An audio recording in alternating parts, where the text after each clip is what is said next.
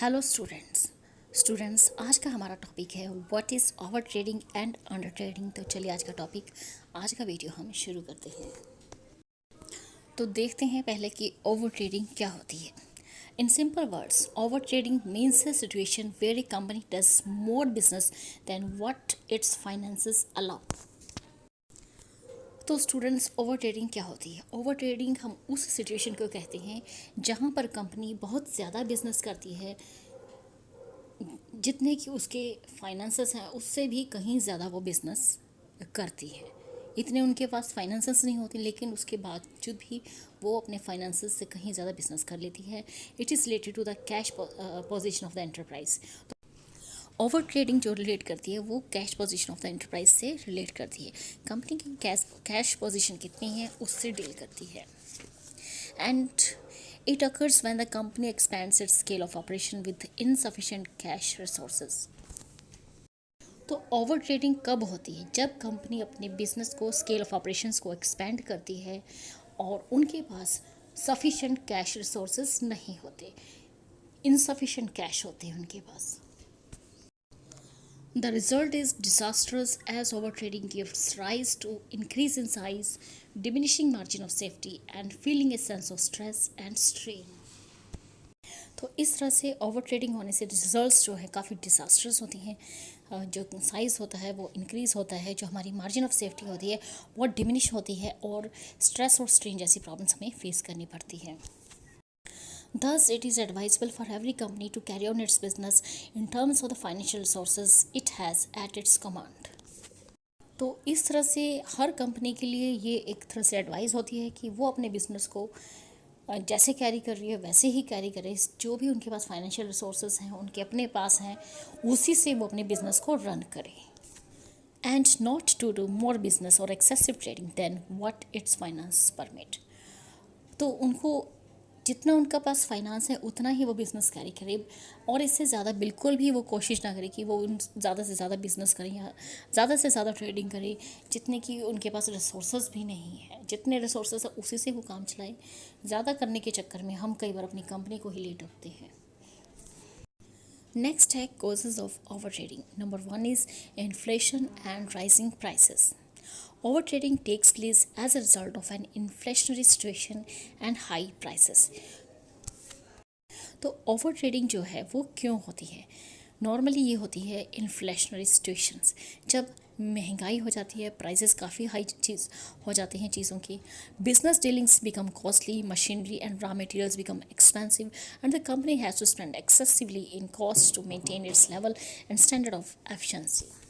तो जैसे ही महंगाई होती है, बिज़नेस डीलिंग्स जो है वो काफ़ी कॉस्टली हो जाती हैं, मशीनरीज़ के प्राइसेस काफ़ी ज़्यादा हाई हो जाते हैं, रॉ मटेरियल जो है वो भी काफ़ी कॉस्टली हो जाता है, और कंपनी को ज़्यादा से ज़्यादा पैसा खर्चा करना पड़ता है इस अपनी कंपनी के लेवल को मेंटेन करने के लिए, अपनी बिज़नेस में स्टैंडर्ड ऑफ एफिशिएंसी को मेंटेन करने के लिए। Such a situation results in overspending by the company which we call overtrading. तो ऐसे स्थिति में कंपनी को पैसा तो खर्च करना ही पड़ता है, जिसे हम कह सकते हैं over spending by the company, कि कंपनी जो है ज़्यादा खर्चा कर रही है, और which we call over trading, और जिसे हम कहते हैं ओवर ट्रेडिंग। सेकेंड है high incidence of taxation. We usually find companies and business undertakings being heavily taxed. Normally जो कंपनीज होती हैं, बिजनेस अंडरटेकिंग्स होती हैं, उनसे काफ़ी सारा टैक्स चार्ज किया जाता है. As a result of excessive taxation the companies can not give a good return to its investors.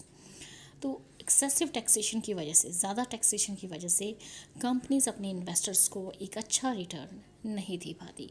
More over the margin of profit after tax is so less that it becomes impossible for the company to maintain itself.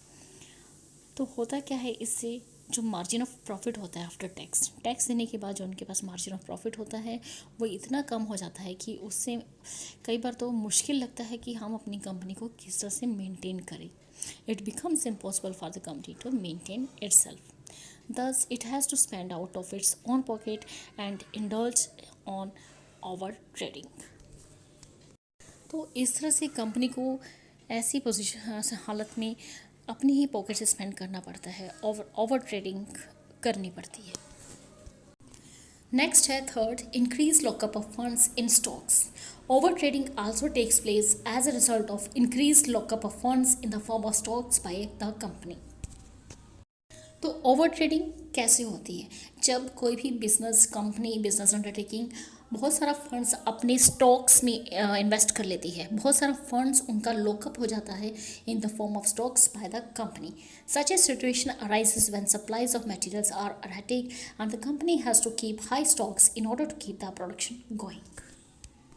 तो ये problems हमारी normally तब rise होती है जब कोई भी company, business अपनी प्रोडक्शन के लिए काफ़ी सारा मटेरियल, काफ़ी सारी जो ऐसी चीज़ें जो हमें प्रोडक्शन के दौरान चाहिए होती हैं, उनका हम स्टॉक काफ़ी ज़्यादा मात्रा में स्टोर कर लेते हैं ताकि हमारी जो प्रोडक्शन है नॉन स्टॉप चलती रहे. तो ये एक कारण होता है हमारा ओवर ट्रेडिंग का. Thus keeping huge stocks as a precautionary step involve the tie up of companies funds and as a result over trading takes place.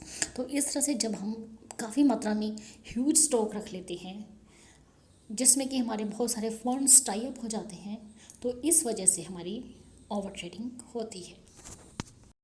Next है fourth, over expansion. Over expansion that is increasing the pace of production and development in a company especially after a period of war और depression results in over trading.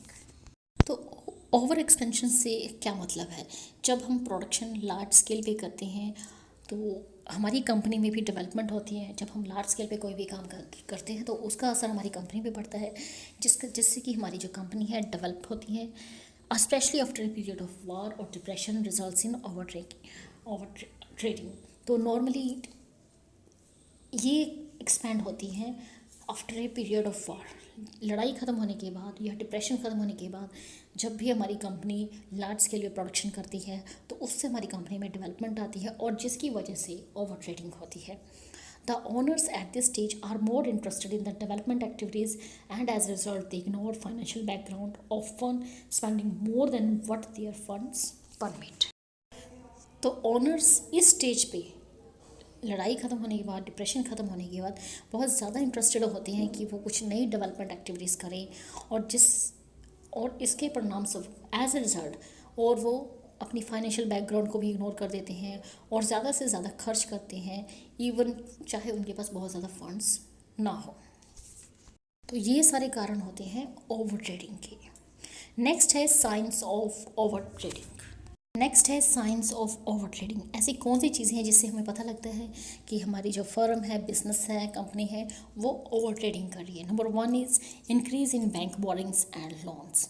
तो जब भी कोई business undertaking company बहुत ज़्यादा bank boring करती है, loans लेती है, तो इसका मतलब है कि वो ओवर ट्रेडिंग हो रही है. नेक्स्ट है इंक्रीज इन स्टॉक्स. जब बहुत सारे स्टॉक्स हम इकट्ठा कर लेते हैं अपने बिजनेस में, अपनी कंपनी में, तो इट रिप्रेजेंट ओवर ट्रेडिंग हो रही है. थर्ड है purchase of fixed assets out of short term funds. अगर हम फिक्स्ड एसेट्स परचेज करते हैं अपने शॉर्ट टर्म फंड्स से तो ये रिप्रेजेंट करता है कि हम ओवर ट्रेडिंग कर रहे हैं, हमारी कंपनी बिजनेस ओवर ट्रेडिंग कर रही है. नेक्स्ट है decline in the working capital ratio. अगर हमारी वर्किंग कैपिटल रेशो कम होती है तो इट रिप्रेजेंट्स ओवर ट्रेडिंग हो रही है. वर्किंग कैपिटल रेशो किस तरह से निकालते हैं? वर्किंग कैपिटल अपॉन सेल्स और वर्किंग कैपिटल अपॉन प्रोडक्शन. तो अगर वर्किंग कैपिटल रेशो हमारी डाउन आ रही है, इट रिप्रेजेंट्स ओवर ट्रेडिंग हो रही है. नेक्स्ट है fifth, decline in the rate of gross profits and net profits. अगर हमारा रेट ऑफ ग्रॉस और नेट प्रॉफिट्स कम हो रहा है, डाउन हो रहा है, तो इट रिप्रेजेंट्स ओवर ट्रेडिंग हो रही है. नेक्स्ट है low current ratio and very high turnover ratio. अगर हमारी करंट रेशो डाउन हो रही है, नीचे आ रही है और हमारी हाई टर्न ओवर रेशो हो रही है, जो हमारी टर्न ओवर रेशो है वो काफ़ी ज़्यादा हाई हो रही है, तो इट रिप्रेजेंट्स हमारी बिजनेस में, हमारी कंपनी, हमारी फर्म बिजनेस ओवर ट्रेडिंग कर रही है. नेक्स्ट है consequences of over trading. Over trading के क्या क्या रिजल्ट्स निकलते हैं, क्या क्या कॉन्सिक्वेंसेस हैं, तो चलिए देखते हैं. Number one is inability of the management to pay wages to the employees and taxes to the government. तो पहला इसका कॉन्सिक्वेंस है, अगर कोई company business undertaking over trading करती है तो इससे मैनेजमेंट को कौन कौन सी प्रॉब्लम फेस करनी पड़ती हैं.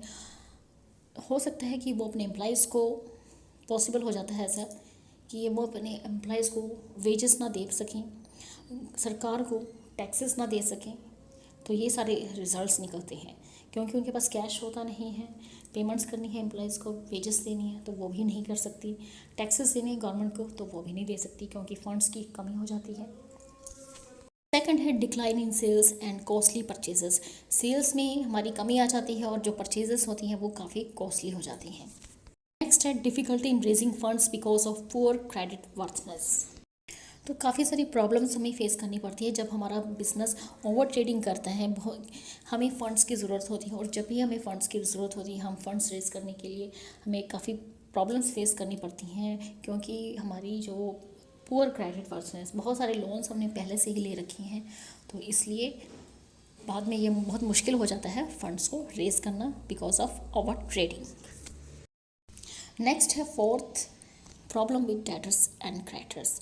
ओवर ट्रेडिंग अगर हम करते हैं तो हमें काफ़ी सारी प्रॉब्लम फेस करनी पड़ती हैं विद डेटर्स एंड क्रेडिटर्स से। नेक्स्ट है inability of the management to carry out timely repairs and maintenance resulting in efficient working.